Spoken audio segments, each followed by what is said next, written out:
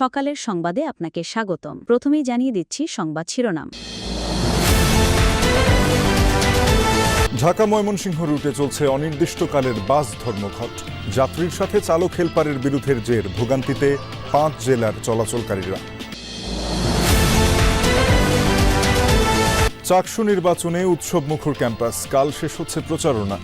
রাকসুতে ভোটারদের মন জয়ে প্রার্থীদের বিরামহীন গণসংযোগ।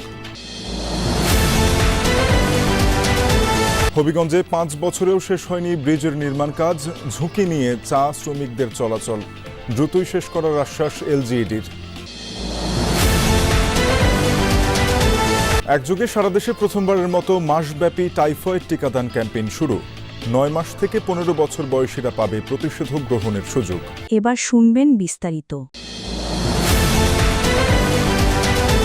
এই মুহূর্তে আমি দাঁড়িয়ে আছি ময়মনসিংহ বাইপাস এলাকা, যেটি ঢাকা ময়মনসিংহ মহাসড়কের ময়মনসিংহের অংশের যে মোড়টি রয়েছে সেখানে। আমি এখানে ঘণ্টাখানিক আগে এসেছি। এখানে আসার পর থেকে দেখছি যে যারা ঢাকাগামী যাত্রীরা রয়েছেন তারা এখানে যে ভেঙে ভেঙে ঢাকা যাওয়ার যে চেষ্টা, যে স্থানীয় বাহনগুলো দিয়ে সিএনজি, কেউ লোকাল বাস, কেউ ট্রাক বা কেউ পিকআপ, এই ধরনের যানবাহনে করে তারা ঢাকা যাওয়ার চেষ্টা করছেন, কারণ বাস বন্ধ রয়েছে।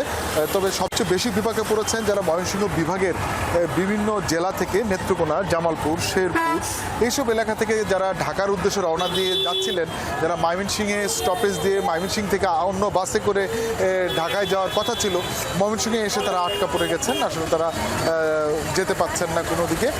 তো সব মিলিয়ে এখন যাদের অতি জরুরি তারা এই সিএনজি করে অনেকেই ভালুকা পর্যন্ত, ভালুকা থেকে গাজীপুর, গাজীপুর থেকে ঢাকা, এইভাবে তারা চলার চেষ্টা করছেন, যাওয়ার চেষ্টা করছেন। আমরা যতটুকু এখানে দেখতে পাচ্ছি, তবে যে ভোগান্তি এখানে দেখা যাচ্ছে যে ওই ভোগান্তি শেষ যেটি হবে, বারবার যেটি জানতে চাওয়া হচ্ছে যে ওই ব্যাপারে আসলে স্থানীয় প্রশাসন এবং মোটর মালিক বা শ্রমিক ইউনিয়ন কারো কিন্তু এখনো পর্যন্ত আজকের যে উদ্যোগ সেটা এখনো দেখা যায়নি। যে জায়গাটিতে রয়েছে সেখানের চিত্র দেখালেই আসলে আপনি বুঝতে পারবেন চাকসুর যে প্রচারণা সেটি আসলে কিভাবে জমে উঠেছে। প্রার্থীরা সকলেই কিন্তু আসলে সকাল থেকে খুবই ব্যস্ত, যেহেতু আগামীকাল রাত 12টার মধ্যেই তাদের যে প্রচারণা সেটি শেষ করতে হবে। এবং আমরা দেখছি প্রত্যেকজন প্রার্থী বিভিন্ন প্যানেলে তারা দলে বিভক্ত হয়ে কিন্তু এই প্রচারণা কার্যক্রম তারা চালাচ্ছেন। আমরা এই মুহূর্তে রয়েছি সমাজবিজ্ঞান অনুষদে, এখানে প্রচারণা চালাচ্ছেন ছাত্রদল মনোনীত জিএস প্রার্থী সাফায়েত হোসেন। আমরা একটু সাফায়েতের সাথে কথা বলতে। সাফায়েত, একেবারে শেষ সময়ের প্রচারণা আপনারা চালাচ্ছেন, একেবারে কোন বিষয়গুলো শেষ মুহূর্তে আপনারা শিক্ষার্থীদেরকে বলছেন? আমরা বিগত দিনে বলেছি যে স্টুডেন্টের ভাবনায় আমাদের ইশতেহার তৈরি হয়েছে, তো আমরা ইশতেহারগুলো স্টুডেন্টের কাছে দিচ্ছি এবং তাদের মতামত নিচ্ছি। তো বেশিরভাগ স্টুডেন্টই বলতেছে ভাই এখন পর্যন্ত যতগুলো ইশতেহার দেখেছি সেরা ইশতেহার হয়েছে এটা। এর বাইরেও যদি কোনো ভুল ভ্রান্তি থাকে বা কোনো কিছু যদি বাদ যায় সে বিষয়ে অনেকেই মতামত দিচ্ছে, আমরা সেটা ইনক্লুড করতেছি। আমরা বলতেছি যে আমাদের যদি কবুল করে, আমাদের প্যানেল যদি বিজয়ী লাভ করে, তো অবশ্যই আমরা আমাদের ইশতেহারের বাইরে যে আমরা এই কাজগুলো অবশ্যই করব। তো এখন সময় কম, তো এখন আমাদের পরিচিতি সবাইকে দেখাতে আসছি, সবার সাথে দেখা দিতে আসছি এবং দোয়া নিতে আসছি সবার কাছ থেকে। কেমন দেখছেন, সারা দিচ্ছে কেমন তারা? আলহামদুলিল্লাহ, খুব ভালো সাড়া পাচ্ছি, কারণ আমরা তো বিগত দিনেও সাধারণ স্টুডেন্টের সঙ্গে ছিলাম, তো সেই হিসাবে সাধারণ স্টুডেন্ট আমাদের খুব ভালোভাবে গ্রহণ করতেছে। প্রশাসনের অবস্থানটা কি দেখছেন আপনারা? বিগত যে নির্বাচনগুলো হচ্ছে ঢাকসু, রাকসু, জাকসুতে, সেখানে আপনারা অভিযোগ করেছেন প্রশাসন পক্ষপাতমূলক আচরণ করে, এখানে কি অবস্থা? এখানে এখন পর্যন্ত আমরা 2টা অভিযোগ দিয়েছি, এখনো অভিযোগের তারা কোনো রেজাল্ট এখন আমরা পাই নাই। তো নির্বাচন যত ঘনিয়ে আসতেছে এই পক্ষপাতিত্বমূলক আচরণের একটা আমরা আশঙ্কা করতেছি। তবে আমরা কালকে হয়তো সংবাদ সম্মেলন করতে পারি। আমরা আমাদের যে দাবিগুলো দিয়েছিলাম এই দাবিগুলোকে এখনো প্রশাসন পূরণ করে নাই। শুনছেন আসলে যে ছাত্রদল যে অভিযোগগুলো দিয়েছে সেগুলো এখনো পর্যন্ত সুরাহা করেনি বলছে নির্বাচন কমিশন। সব মিলিয়ে কিন্তু আমরা জমজমাট একটি বিশ্ববিদ্যালয় ক্যাম্পাস দেখছি, যেখানে যারা শিক্ষার্থীরা এবং ভোটাররা যারা রয়েছেন তারা ভোট দেওয়ার জন্য উগ্রীব হয়ে আসলে অপেক্ষা করছেন। এবং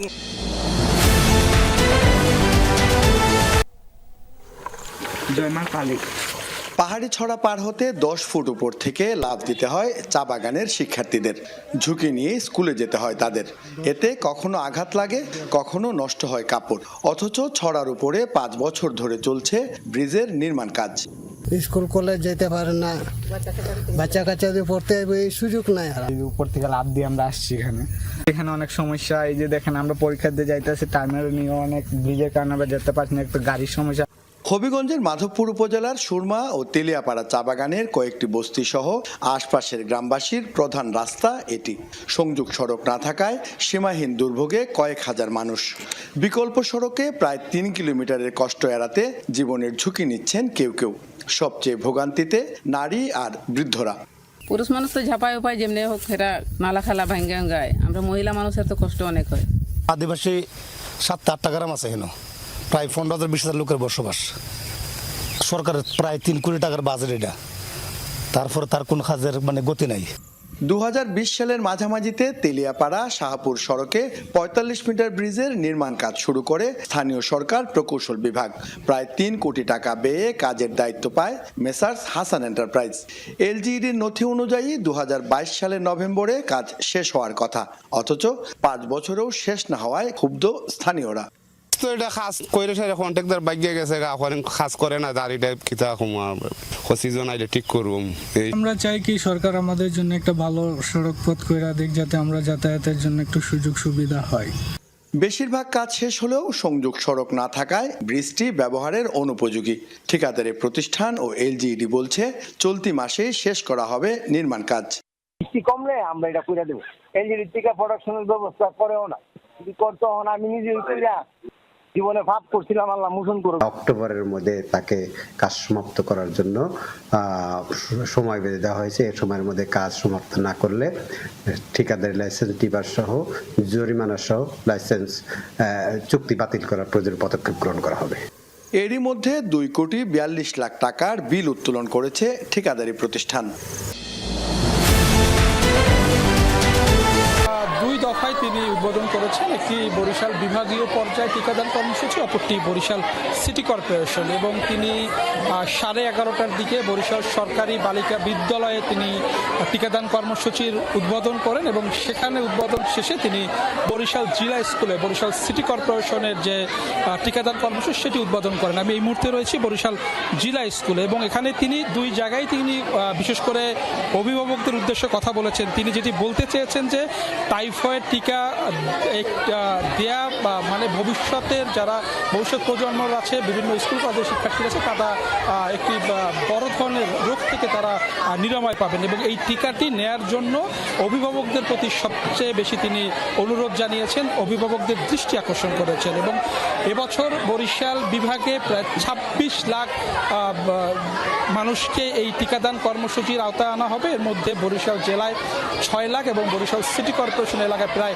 1 লাখ লক্ষ্য নির্ধারণ করা হয়েছে। এবং স্বাস্থ্য বিভাগের পক্ষ থেকে বলা হয়েছে যে বিভিন্ন স্কুলেই এই টিকাদান সেন্টার রয়েছে এবং সেখানে গিয়ে অভিভাবকরা তাদের সন্তানকে এই টিকাদান কর্মসূচির আওতায় নিয়ে আসতে পারবেন। এবং বরিশাল বিভাগীয় স্বাস্থ্য অধিদপ্তর, সিটি কর্পোরেশন বা সিভিল সার্জন তারা বলেছেন যে তাদের স্বাস্থ্য কর্মীরা মাঠ পর্যায়ে আছেন এবং স্থায়ী এবং অস্থায়ী বুথ রয়েছে, সেই বুথে গিয়ে তারা এই টিকা নিতে পারবেন। এবং ফারুক ইলাহি আজম তিনি বারবার বলেছেন উপদেষ্টা যে যাতে তারা নির্ধারিত যে লক্ষ্যমাত্রা রয়েছে বা নির্ধারিত সময় রয়েছে 1 মাস সময়ের মধ্যে যাদেরকে টার্গেট করা আছে তারা সবাই টিকাদান কর্মসূচির আওতায় আসবেন।